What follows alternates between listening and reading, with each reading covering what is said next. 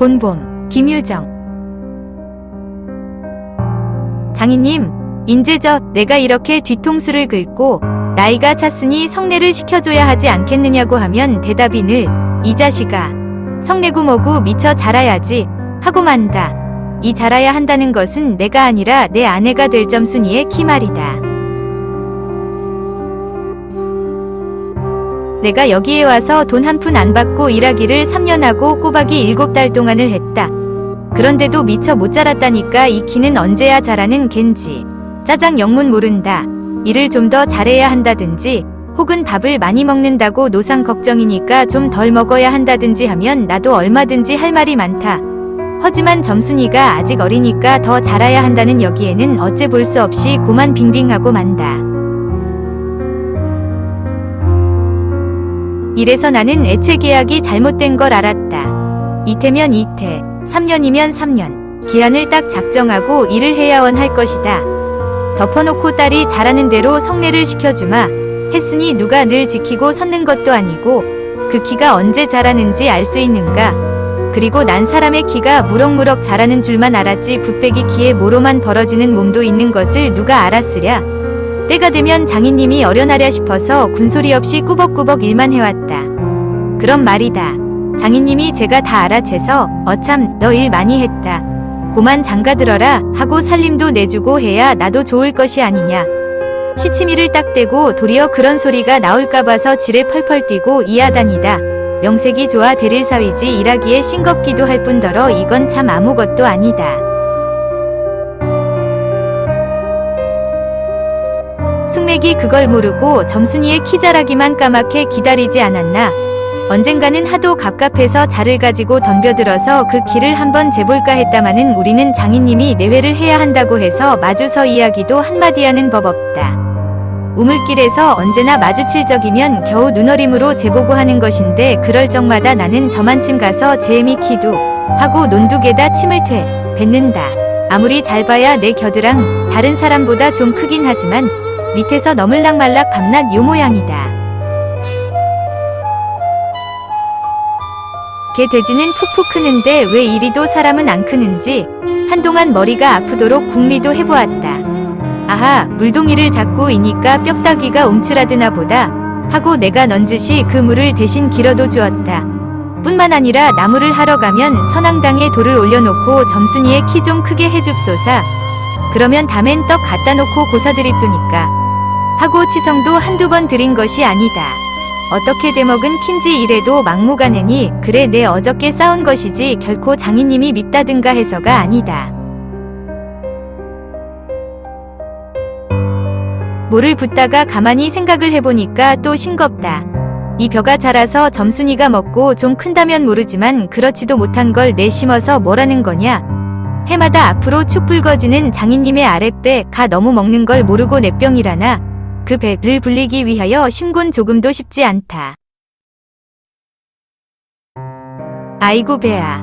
난 뭘 붓다 말고 배를 쓰다듬으면서도 그대로 논둑으로 기어올랐다. 그리고 겨드랑이에 꼈던 벼 담긴 키를 그냥 땅바닥에 털썩 떨어치며 나도 털썩 주저앉았다. 일이 안만 바빠도 나 배 아프면 고만이니까 아픈 사람이 누가 일을 하느냐.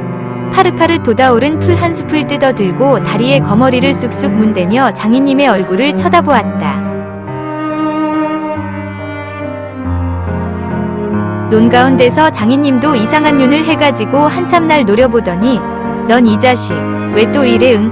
배가 좀 아파서요 하고 풀 위에 슬며시 쓰러지니까 장인님은 약이 올랐다. 저도 논에서 철벙철벙 둑으로 올라오더니 잡은 참 내 멱살을 움켜잡고 뺨을 치는 것이 아닌가. 이 자식아 이러다 말면 누굴 망해놓을 속셈이냐. 이 대가리를 까놀 자식. 우리 장인님은 약이 오르면 이렇게 손버릇이 아주 못됐다. 또 사위에게 이 자식 저 자식 하는 이놈의 장인님은 어디 있느냐. 오죽해야 우리 동리에서 누굴 물러나고 그에게 욕을 안 먹는 사람은 명이 자르다 한다. 조그만 아이들까지도 그를 돌아세놓고 욕필이. 본 이름이 봉필이니까 욕필이 하고 손가락질을 할 만치 두루 인심을 잃었다. 허나 인심을 정말 잃었다면 욕보다 읍의 배창봉댁 마름으로 더 잃었다. 더니 마름이란 욕 잘하고 사람 잘 치고 그리고 생김생 끼길 호박개같이야 쓰는 거지만 장인님은 외향이 똑됐다. 장인에게 닭말이나 좀 보내지 않는다든가 애벌놀 때 품을 좀 안 준다든가 하면 그해 가을에는 영락없이 땅이 뚝뚝 떨어진다. 그러면 미리부터 돈도 먹고 술도 먹이고 안달재신으로 돌아치던 놈이 그 땅을 슬쩍 돌라 앉는다. 이 바람에 장인님 집 외양간에는 눈깔 커다란 황소 한 놈이 절로 엉금엉금 기어들고 동리 사람들은 그 욕을 다 먹어가면서도 그래도 굽실굽실 하는 게 아닌가.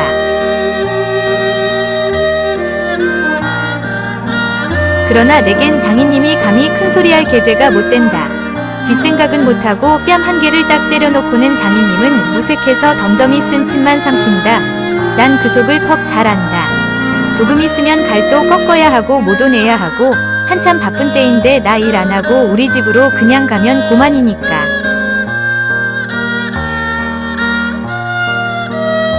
작년 이맘때도 트집을 좀 하니까 늦잠 잔다고 돌멩이를 집어던져서 자는 놈의 발목을 삐게 해놨다.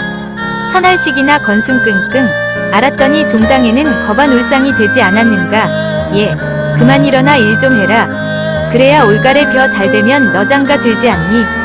그래 귀가 번쩍 뛰어서 그날로 일어나서 남이 이틀 품들일 논을 혼자 삶아놓으니까 장인님도 눈깔이 커다랗게 놀랐다. 그럼 정말로 가을에 와서 혼인을 시켜줘야 온 경우가 옳지 않겠나? 벼썸을 척척 들여쌓아도 다른 소리는 없고 물동이를 이고 들어오는 점순이를 담배통으로 가리키며 이 자식아 미처 커야지 저걸 무슨 혼인을 한다고 그러니 원 하고 남 낯장만 불켜주고 고만이다. 골김에 그저 이놈의 장인님 하고 대돌에다 메꽁코 우리 고향으로 내뺄까 하다가 꾹꾹 참고 말았다. 참말이지 난 이 꼴하고는 집으로 차마 못 간다. 장가를 들러갔다가 오죽 못났어야 그대로 쫓겨왔느냐고 손가락질을 받을 테니까 논둑에서 벌떡 일어나 한풀 죽은 장인님 앞으로 다가서며 난 갈테야요. 그동안 사경 쳐내시오. 너 사위로 왔지 어디 머슴살러 왔니? 그러면 얼찐 성례를 해줘야 안 하지요. 밤낮 부려만 먹고 해준다. 해준다 글쎄 내가 안 하는 거냐 그년이 안 크니까 하고 얼음얼음 담배만 담으면서 늘 하는 소리를 또 늘어놓는다. 이렇게 따져나가면 언제든지 늘 나만 믿지고 만다.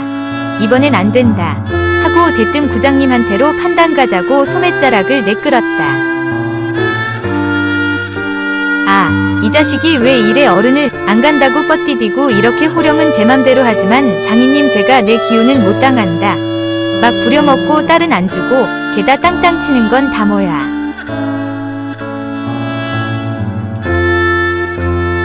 그러나 내 사실 참 장인님이 미워서 그런 것은 아니다. 그 전날 왜 내가 새곡에 맞은 보물이 화전밭을 혼자 갈고 있지 않았느냐.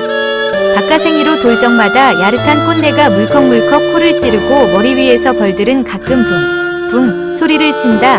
바위 틈에서 샘물 소리밖에 안 들리는 산골짜기니까 맑은 하늘의 봄볕은 이불 속같이 따스하고 꼭 꿈꾸는 것 같다. 나는 몸이 나른하고 몸살 병을 아직 모르지만 이날려고 그러는지 가슴이 울렁울렁하고 이랬다.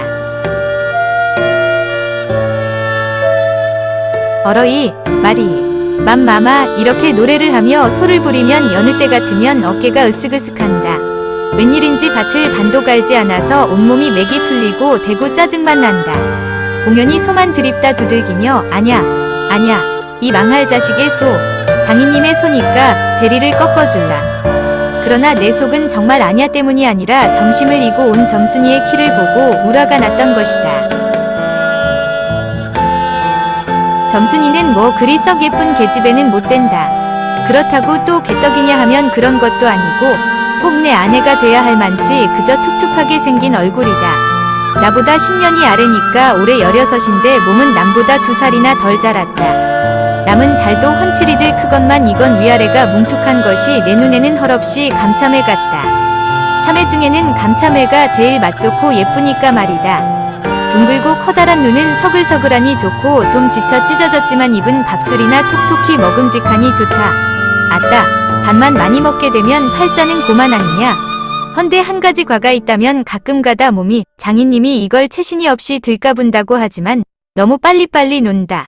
그래서 밥을 나르다가 때없이 풀밭에서 깻박을 쳐서 흑투성이 밥을 곧잘 먹인다. 안 먹으면 무안해 할까 봐서 이걸 씹고 앉았느라면 으적으적 소리만 나고 돌을 먹는 겐지, 밥을 먹는 겐지. 그러나 이날은 웬일인지 성한 밥채로 반머리에 곱게 내려놓았다. 그리고 또 내외를 해야 하니까 저만큼 떨어져 이쪽으로 등을 향하고 웅크리고 앉아서 그릇 나기를 기다린다. 내가 다 먹고 물러섰을 때 그릇을 챙기는데 난 깜짝 놀라지 않았느냐. 고개를 푹 숙이고 밥함지의 그릇을 포개면서 날더러 들으라는지 혹은 제 소린지 밤낮 일만 하다 말 텐가 하고 혼자서 쫑알거린다. 고대 잘 내외하다가 이게 무슨 소린가 하고 난 정신이 얼떨떨했다.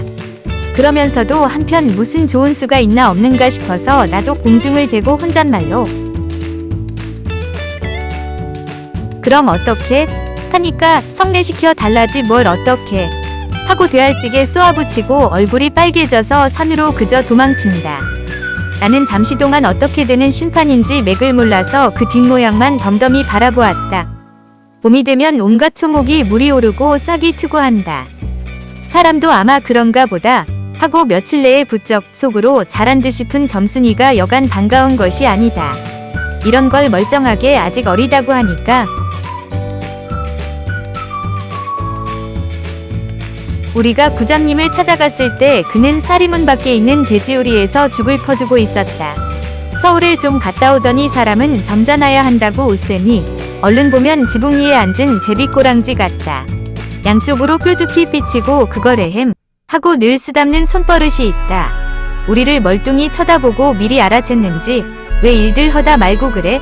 하더니 손을 올려서 그 에헴을 한번 후딱했다. 구장님, 우리 장인님과 치매 계약하기를 먼저 덤비는 장인님을 뒤로 떠다 밀고 내가 허둥지둥 달려들다가 가만히 생각하고 아니 우리 빙장님과 치매 하고 첫 번부터 다시 말을 고쳤다. 장인님은 빙장님 해야 좋아하고 밖에 나와서 장인님 하면 괜스리 꼴을 내려보든다. 뱀도 뱀이래야 좋으냐고 창피스러우니 남 듣는 데는 제발 빙장님, 빙모님 하라고 일상 당조심을 받아오면서 난 그것도 잡고 있는다. 당장도 장인님 하나 옆에서 내 발등을 꼭 밟고 곁눈질을 흘끼는 바람에야 겨우 알았지만 구장님도 내 이야기를 자세히 듣더니 퍽딱한 모양이었다.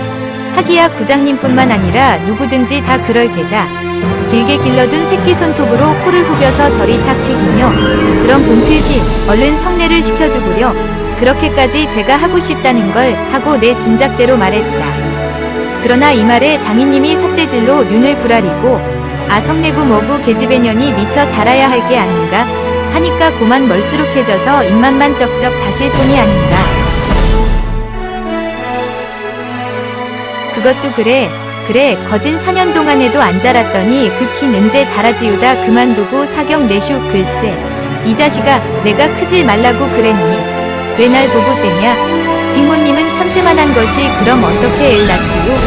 사실 빙모님은 점순이보다도 빗배기가 작다. 장인님은 이 말을 듣고 껄껄 웃더니 그러나 안만 해도 돌씹은 상이다. 코를 푸는 척하고 날 은근히 골리려고 팔꿈치로 옆 갈비뼈를 퍽 치는 것이다. 더럽다.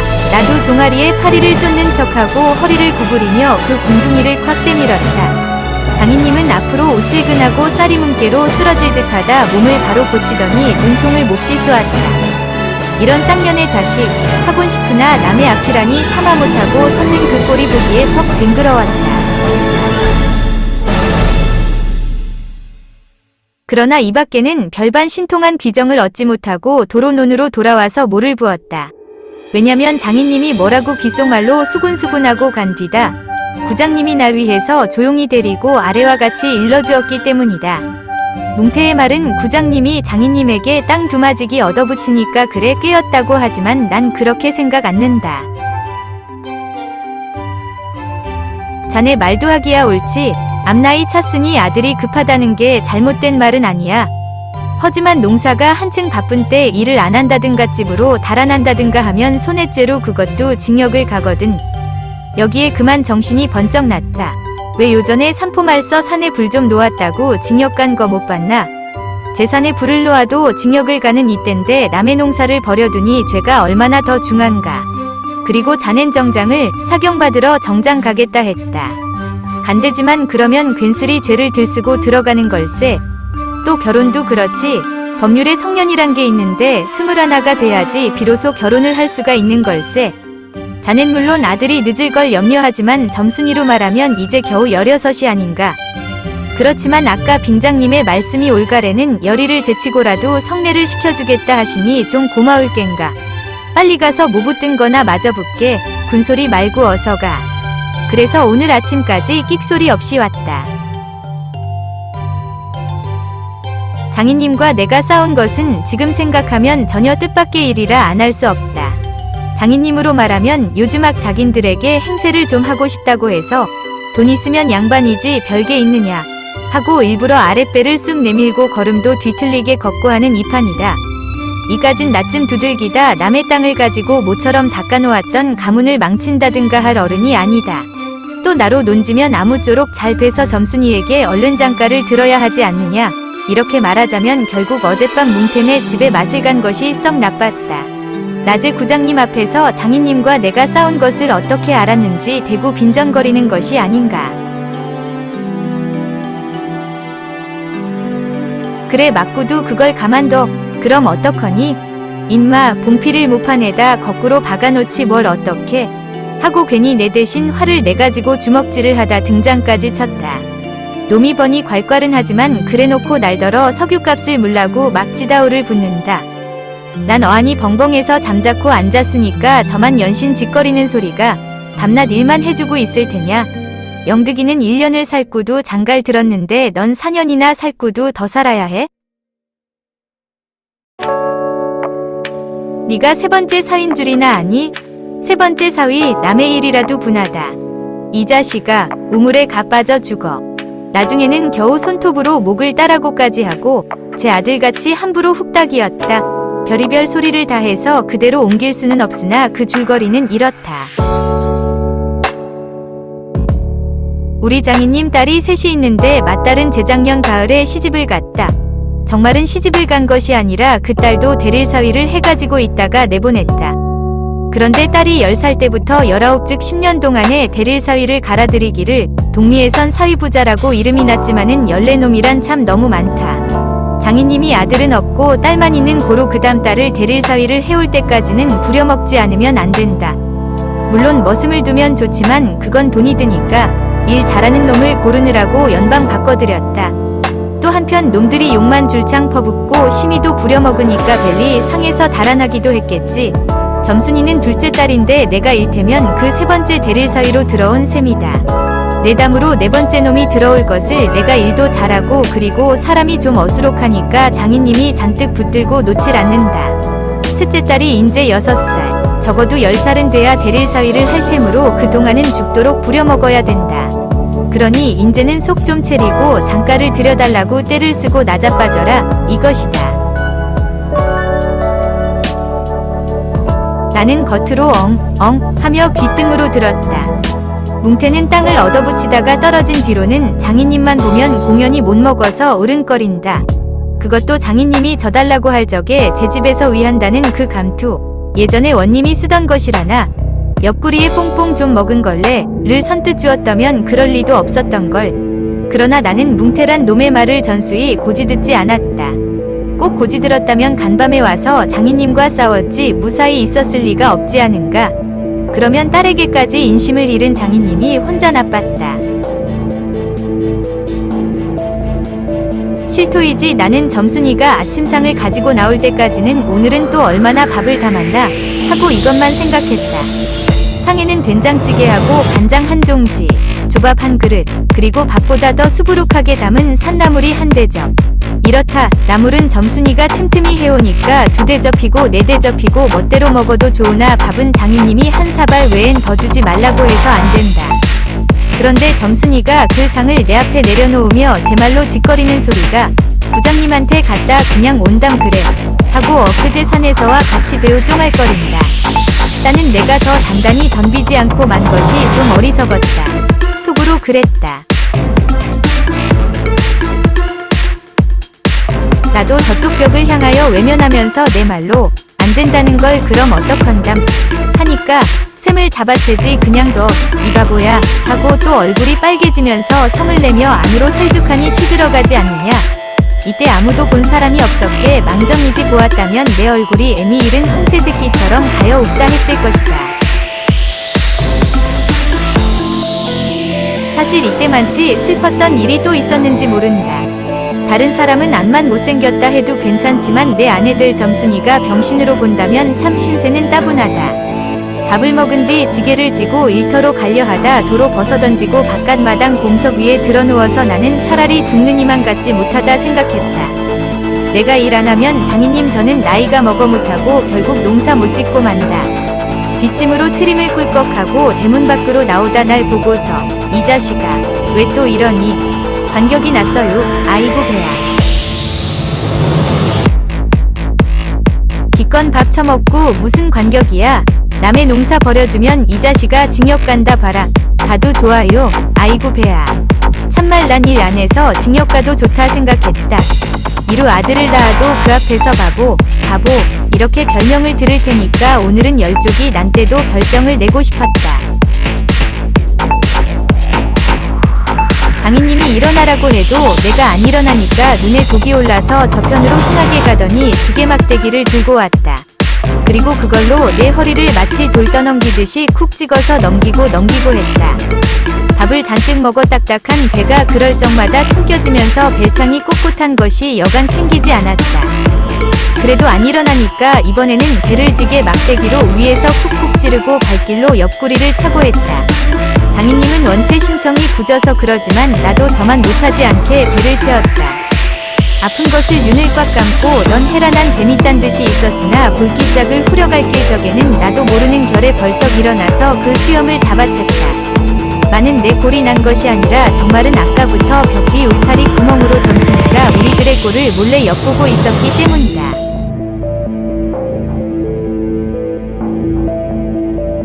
가뜩이나 말 한마디 톡톡히 못한다고 바라보는데 몇 가지 잠자코 맞는 걸 보면 짜장 바보로 알게 아닌가.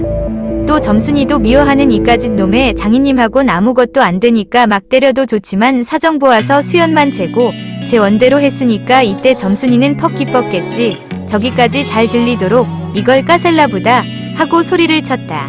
장인님은 더 약이 바짝 올라서 잡은 참 지게막대기로 내 어깨를 그냥 내려갈 꼈다. 정신이 다 아찔하다. 다시 고개를 들었을 때 그때엔 나도 온몸에 약이 올랐다. 이 녀석의 장인님을 하고 눈에서 불이 펑 나서 그 아래 밭 있는 넝알로 그대로 떠밀어 굴려버렸다. 부려만 먹고 왜 성례 안 하지요. 나는 이렇게 호령했다. 하지만 장인님이 선뜻 오냐 내리라도 성례시켜주마 했으면 나도 성가신 걸 그만두었을지 모른다.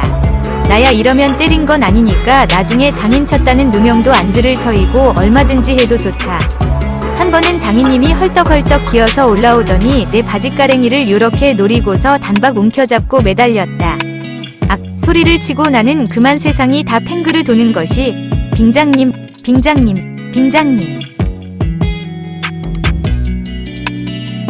이 자식 잡아먹어라 잡아먹어. 할아버지 살려줍시오 할아버지 하고 두 팔을 허둥지둥 내절적에는 이마에 진땀이 쭉 내솟고 인젠 참으로 죽나보다 했다. 그래도 장인님은 놓질 않더니 내가 기어이 땅바닥에 쓰러져서 거진 까무러치게 되니까 놓는다. 더럽다. 이게 장인님인가? 나는 한참을 못 일어나고 쩔쩔맸다. 그러나 얼굴을 드니 눈엔 참 아무것도 보이지 않았다. 사지가 부르르 떨리면서 나도 엉금엉금 기어가 장인님의 바짓가랭이를 꽉 움키고 잡아놨겄다. 내가 머리가 터지도록 매를 얻어맞은 것이 이 때문이다. 그러나 여기가 또한 우리 장인님이 유달리 착한 곳이다. 여느 사람이면 사경을 주어서라도 당장 내어 쫓았지. 터진 머리를 볼솜으로 손수 찢어주고 호주머니에 휘연 한 봉을 넣어주고 그리고 올가랜 꼭 성례를 시켜주마. 암만 말고 가서 뒷골에 콩밭이나 얼른 갈아라 하고 등을 두덕려줄 사람이 누구냐. 나는 장인님이 너무나 고마워서 어느덧 눈물까지 났다. 점순이를 남기고 인젠 내쫓기려니 하다 뜻밖의 말을 듣고 동장님 인제 다시는 안 그러겠어요. 이렇게 맹세를 하며 부랴부랴 지게를 지고 일터로 갔다. 그러나 이때는 그걸 모르고 장인님을 원수로만 여겨서 잔뜩 잡아당겼다. 이놈아. 놔라, 놔. 장인님은 햇손질을 하며 솔개미에 찬 닭의 소리를 연해 질렀다. 놓긴 왜, 이왕이면 호되게 혼을 내주리라 생각하고 짓궂이 더 댕겼다마는 장인님이 땅에 쓰러져서 눈에 눈물이 피잉 도는 것을 알고 좀 겁도 났다. 할아버지, 놔라, 놔라. 그래도 안 되니까, 점순아. 이 악장의 안에 있었던 장모님과 점순이가 헐레벌떡하고 단숨에 뛰어나왔다. 나의 생각에 장모님은 제 남편이니까 역성을 하는지도 모른다. 그러나 점순이는 내 편을 들어서 속으로 고수해하겠지. 대체 이게 웬 속인지 지금까지도 난 영문을 모른다. 아버지를 혼내주기는 제가 내려놓고 이제 와서는 달겨들며 에그머니, 이 망할게 아버지 죽이네. 하고 귀를 뒤로 잡아당기며 마냥 우는 것이 아니냐. 그만 여기에 기운이 탁꺾 끼어나는 얼빠진 등신이 되고 말았다. 장모님도 덤벼들어 한쪽 귀마저 뒤로 잡아채면서 또 우는 것이다. 이렇게 꼼짝도 못하게 해놓고 장인님은 지게막대기를 들어서 사뭇 내려조졌다. 그러나 나는 구태여 피하려지도 않고 안만 해도 그 속 알 수 없는 점순이의 얼굴만 멀거니 들여다보았다. 이 자식, 장인 입에서 할아버지 소리가 나오도록 해.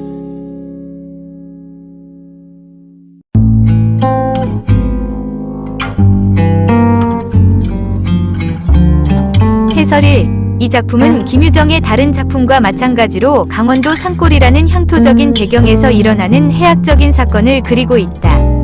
대릴사위라는 봉건사회적인 모순된 제도를 상황으로 한 희극적 주인공, 나가 자기 나름대로 세상을 믿고 충실해보지만 결과는 착각과 희극적인 장면이 되어버리는 것이다. 의문스런 주인과 그 주인이 사위 삼겠다고 약속한 우직한 머슴 사이의 갈등이 익살스러운 문체로 형상화된다. 가난하고 무식하나 순결하기 그지없는 사내를 주인공으로 내세우고 그에 걸맞은 토속어를 실어 가진 자들의 약삭빠른 세태주의를 꼬집으면서 한편에서 꾸밈없는 삶의 건강성을 일깨우는 김유정 문학의 걸작이다. 대부분의 평자들이 김유정 문학의 현실 규탄과 저항의 정신이 없음을 지적하지만 이 작품에는 최소한의 현실 비판과 풍자적인 정신이 내재되어 있다.